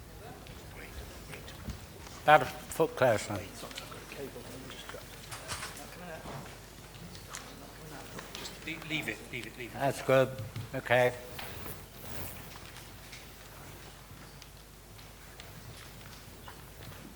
On that dado, just keep the light off. Put a cutter in and keep it off, Michael, will you please? Put a flag in.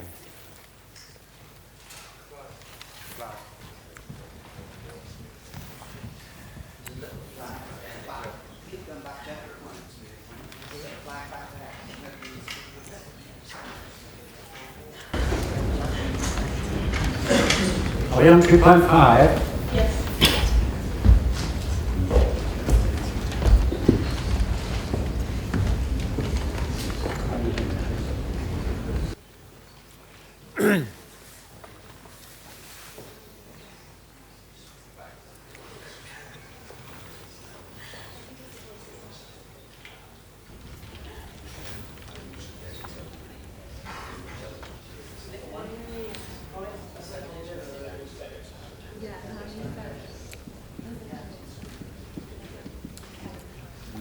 They're still working on the Blu-ray player to go through this. We do have ways of playing, obviously, back the footage that we've shot, if you'd like to do that.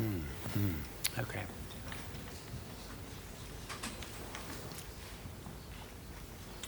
Okay, just to have a little bit of action.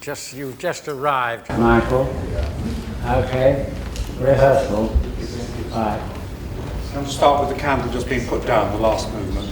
Yes. Okay, Michael, so just as you put the candle down. Yeah. Okay, and for rehearsal, action.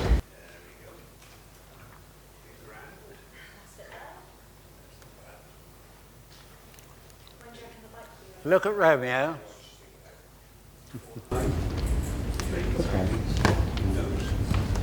Okay, that's nice.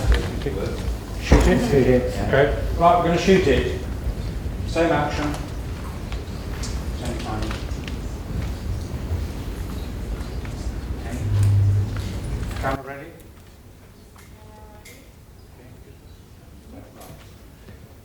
Turn over.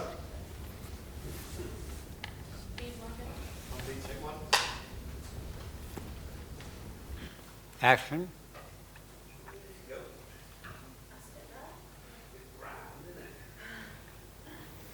When do you reckon the bike will be ready? Tomorrow, hopefully, if we get it together. Don't know. How's it going? Let's get it. Nice. Cut. Okay. And we're going to get close up of Amy, please. Stay there.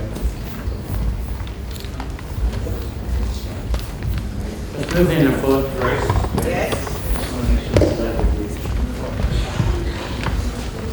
Tighten up a foot, please.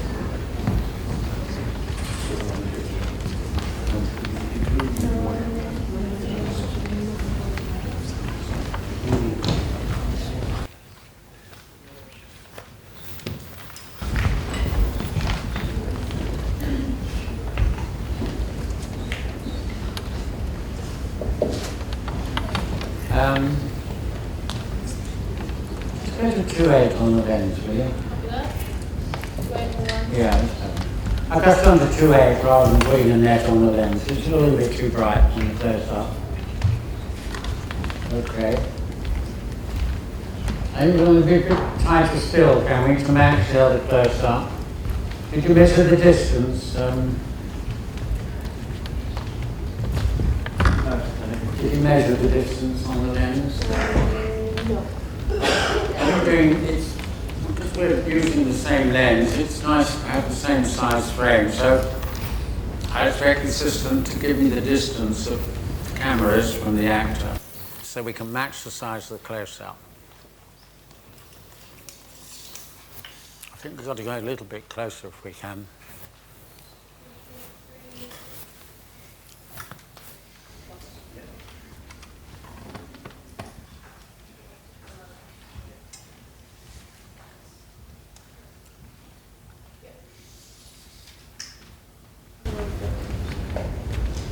Happy? Yeah. Adam, happy? Yeah. Okay. Is that all right for the show? Just have a rehearsal. Okay, for rehearsal, action. That's a bit better. A bit grand, but annoyed. When do you reckon the bike will be ready? Oh, I don't know, tomorrow, hopefully, if we get it together. I assure you, I'm trying my best. That's nice. Okay, let's shoot it. Right, we're going for it.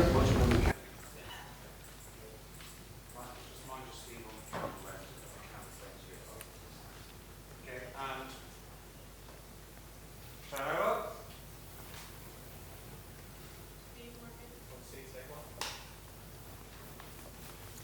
Action. That's a bit better. When do you reckon the bike will be ready? Tomorrow, I assure you, I'm trying my best.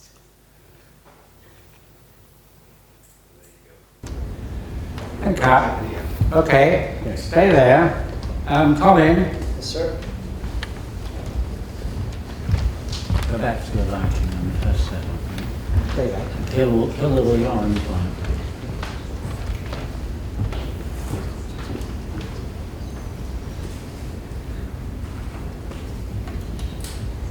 what are you feeling? Kill the dead Individual switches, so Okay. yours off. Take yours out, Matt.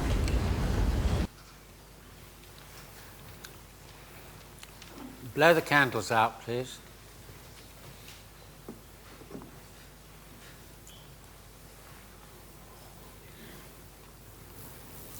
Put the top light on.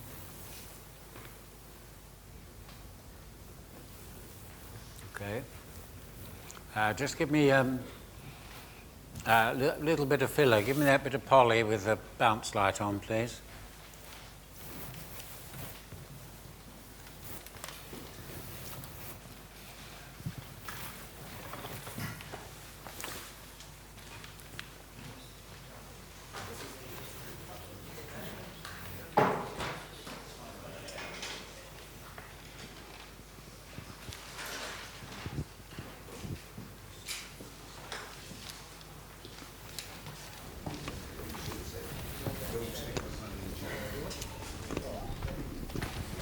Yeah, I want about here, please. Can you just duck down a little bit? Yes, I just get a bit of, yeah.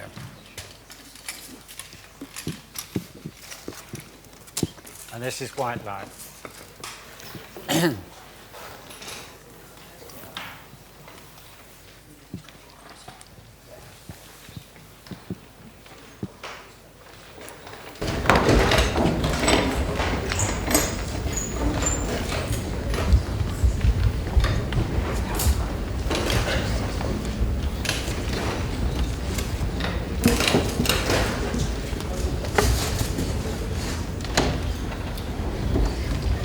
That's high enough. That's it. It's white light. Jonathan, the box has gone into mode again. It's resin now.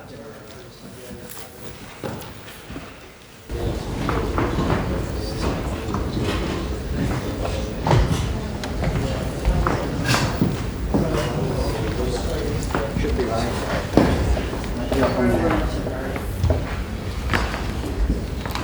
Might be on from there.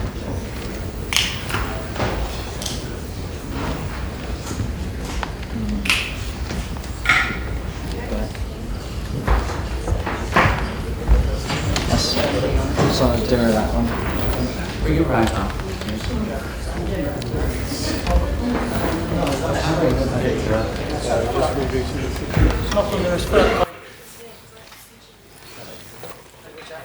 Amy, that's it. So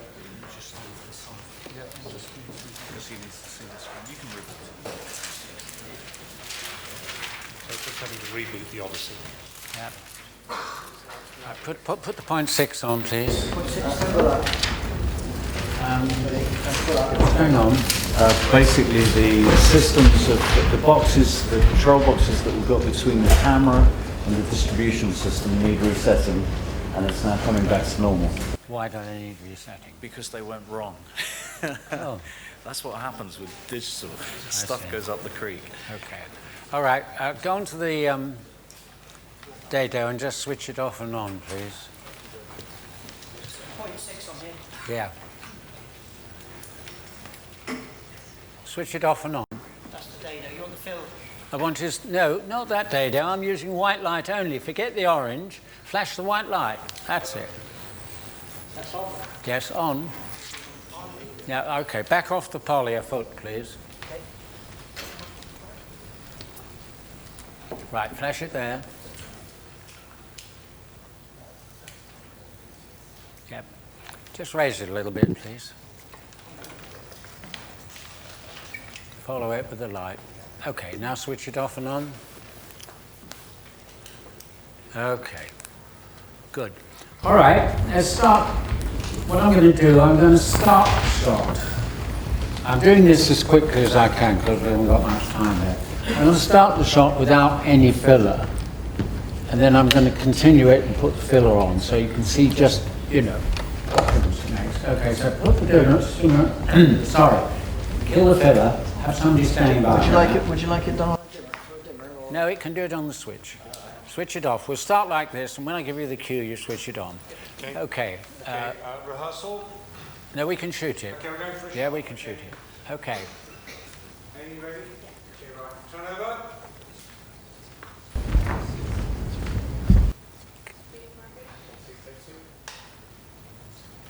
Action. That's a bit better, isn't it? Right, click round and then wait. When do you reckon the bike will be ready?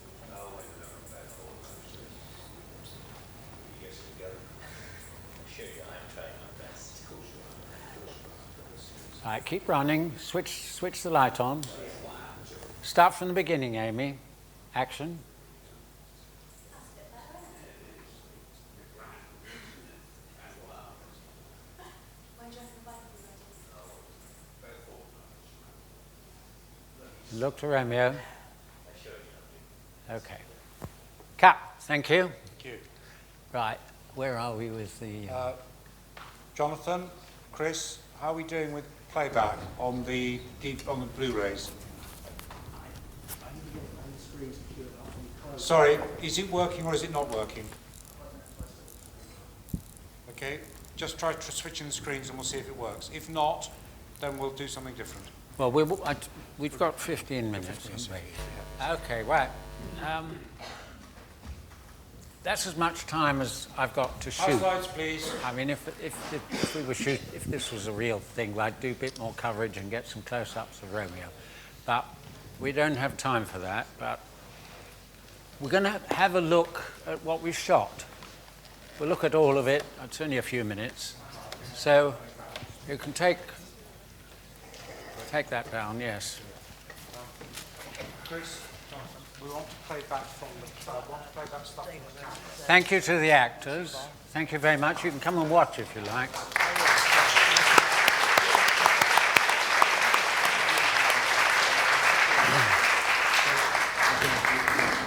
Just play back off the camera now to review that. Okay, that's what you want. Yeah. Fine, good. Well, just on those, yeah. Okay. Look, we have that on one. One monitor's gone.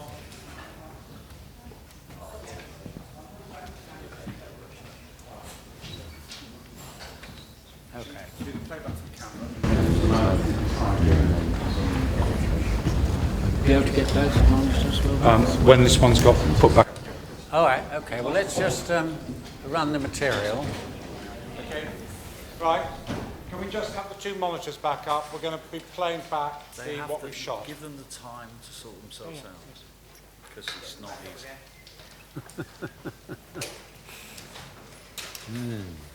It is. It's a fiddle. It's frustrating, isn't it? Well, I suppose you couldn't play film back immediately, could you? So no, but you could play back if you had a video assist. You could play it back, I suppose. Oh yeah, no, we can play it back in the camera on the camera monitor, but to route it into the edit suite in the village and back out into the video village and then back out through the system, that's a whole other game. I have to switch modes basically.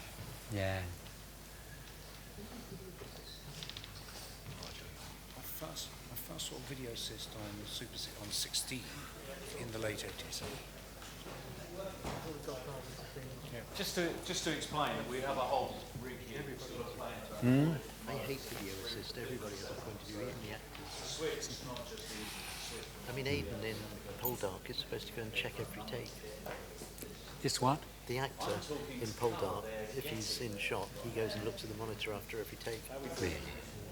Aidan Turner? Oh, that's ridiculous. Dave? That is ridiculous. Because his whole career is dependent on that. I mean, Yeah, but it's bonkers. Everybody's doing it, isn't it? Makeup's all there. Nobody's looking at the pictures anymore. They're all, And the other thing about they're all looking at what's on the screen.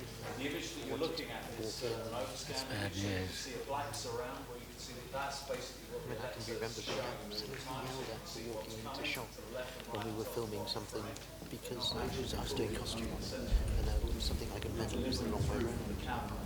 Everybody was Another thing that's going on in this mix is that because these are 4K screens, they're up-resing and producing all kinds of weird artifacts. We wanted to be ready for 4K, but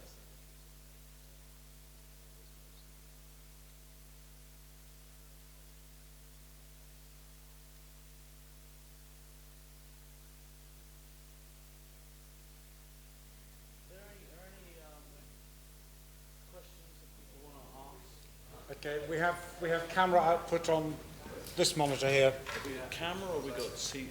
This is.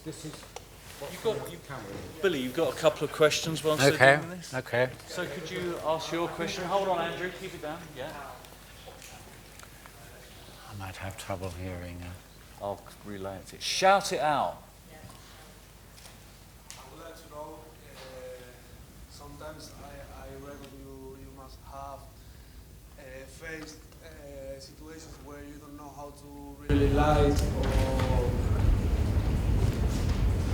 how much can you do in advance? How much work can you prepare in advance before you How much work can you do in advance? Oh, in advance.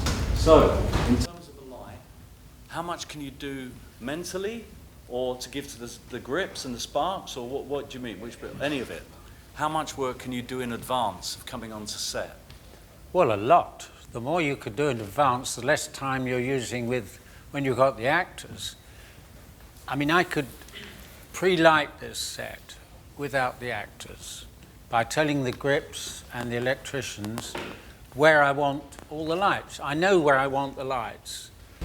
And I can light with the stand-ins, if you have stand-ins, or if I don't have stand-ins, then I have to do the final adjustments with the actors. But on film, I would be working with a meter rather than relying on the monitor. So I would know pretty well where I was, what the balance was, what the contrast ratios were, and what stop I'm going to use. So, but the more you can get prepared, the better, because the time on the set with the actors is it's golden time. It costs so much once the actors are all there. This is the most expensive part of filmmaking. And if you can collaborate with the director and only shoot what you need, work together as a team, and you've got good actors who are giving you a performance, you can get your schedule done. But preparation is terribly important, especially if you're working on location, where you're going into the unknown. You want to explore the location, capture the atmosphere of where these people live and so on. So preparation time is really so valuable and. Okay, thank you. Okay. Can we kill the house lights, please?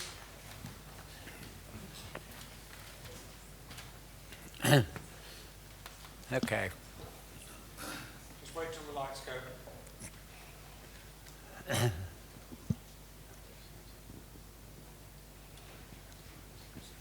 All the house lights.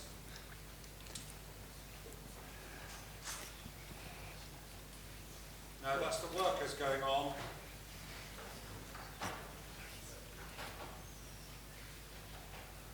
Lovely, thank you. Okay, playback.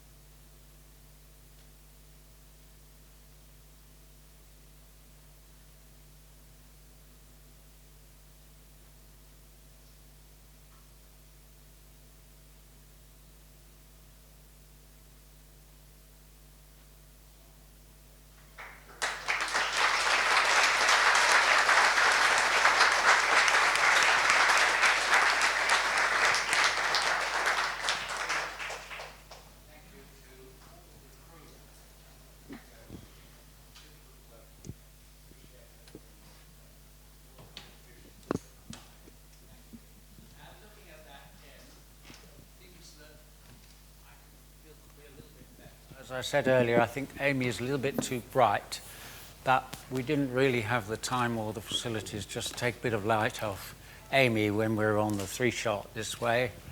And I would rather have had real glass in this window instead of this plastic, because your eye goes straight to it and it looks what it is, it's plastic. So it's, part of the learning curve. Have I got time to show this? I think you have. Okay. Oh, you mean the on Golden Pond? No, Women in Love. Oh, Women in Love. Yeah. Is that a 7-minute or a 10? 4 minutes, yeah. Is it ready? Well, can we show the clip? I'll just cue it up and I'll just make the change. Yeah. What I want... Some years ago, I did a picture with Ken Russell called Women in Love. And there's a magic hour scene on a lake. And when we came to do this scene, I said to Ken, we've got to do this at magic hour because it's supposed to be getting dark, and I haven't got facilities to light it to make it night for night. And also, I think it will look better if we do it at the magic hour. Well, it's a long scene, and it took 3 nights at the magic hour. We had a 5-minute window. This is with 100 ASA before it was dark. So we shot with 2 cameras. We covered the scene with Alan Bates and Jenny Linden, Glenda Jackson and Oliver Reed. And Oliver Reed had to go into the lake 3 nights in a row in September. And he was terrific, not a word of complaint. The whole cast were absolutely terrific. So this is from last year, I made a DCP of Women in Love. And we ran it at the London Film Festival last October. And a few weeks ago, they transferred it and they've released a Blu-ray. So this is the Blu-ray, which I haven't seen before. It's only just come out. It's BFI are distributing it. So I thought I'd show it to you as just an example of working with the magic hour. Okay, so we need to put all the lights off. You can see it on this monitor. Sorry, wait, it's dangerous.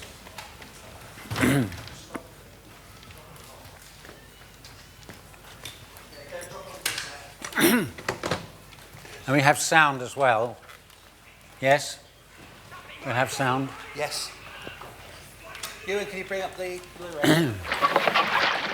You can't see! Laura! Oh God, Laura! Keep them up still! Come out! Keep back! Keep back, you can't help us! Laura!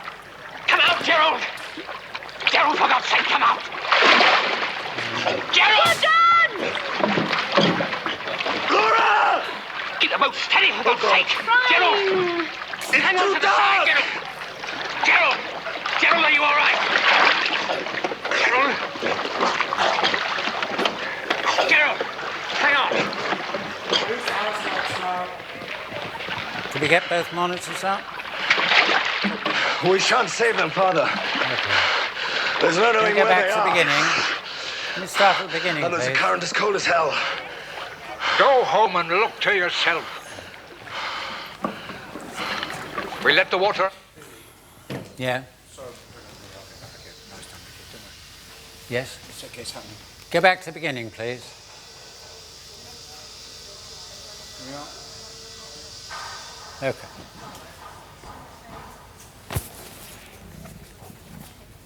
Okay.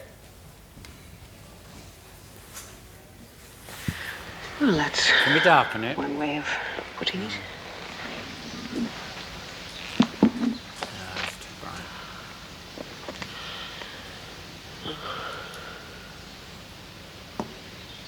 It's all right then.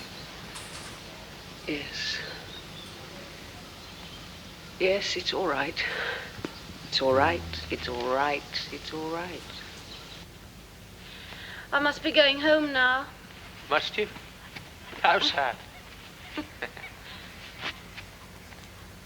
Are you really sad? Yes. I wish we could go on walking like this forever.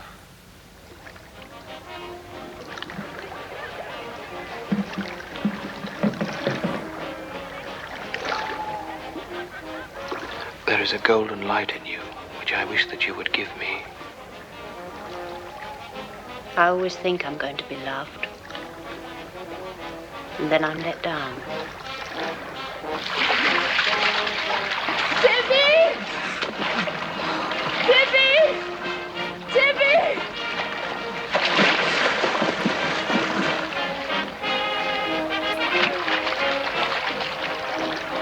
Laura? Laura! Laura! Where are you?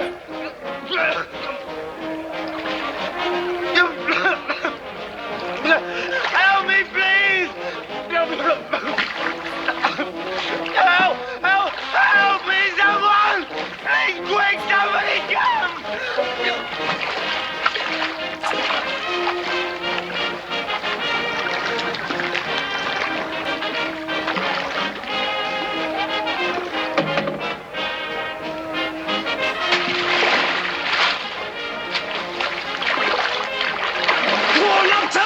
Oh God, Laura! Laura! No! Where were they? I don't know! Well, keep away from me! Right! Gerald, stop it!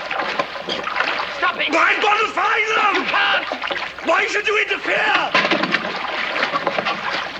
You can't see! Laura!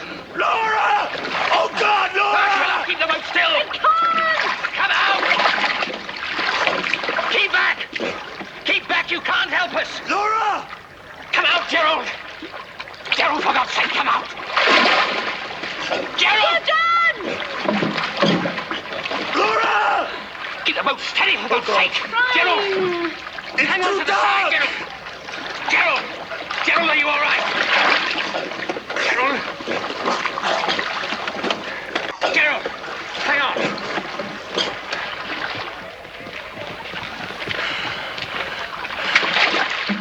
We shan't save them, Father. There's no knowing where they are. And there's a current as cold as hell. Go home and look to yourself. We let the water out. Rupert, you go to the North Sloop. There's room in that water there. For thousands. 2 is enough. There's one thing about our family, you know. Once anything goes wrong, it can never be put right. Not with us.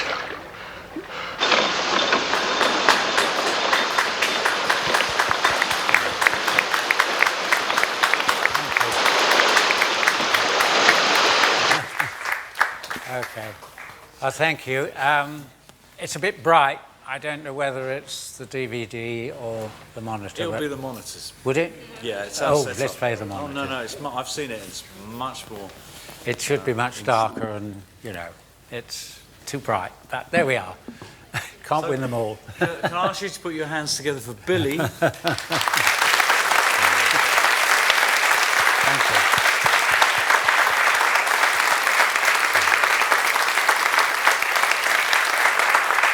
Are you happy to take some questions outside? Yeah. If people would like to have a quick word with Billy, he'll be outside for a bit. We have to reconfigure the auditorium. I'm really sorry, but we've got event going on. So you're happy to take a few Well, thank you all. Thanks. Good to be with you. Thank you.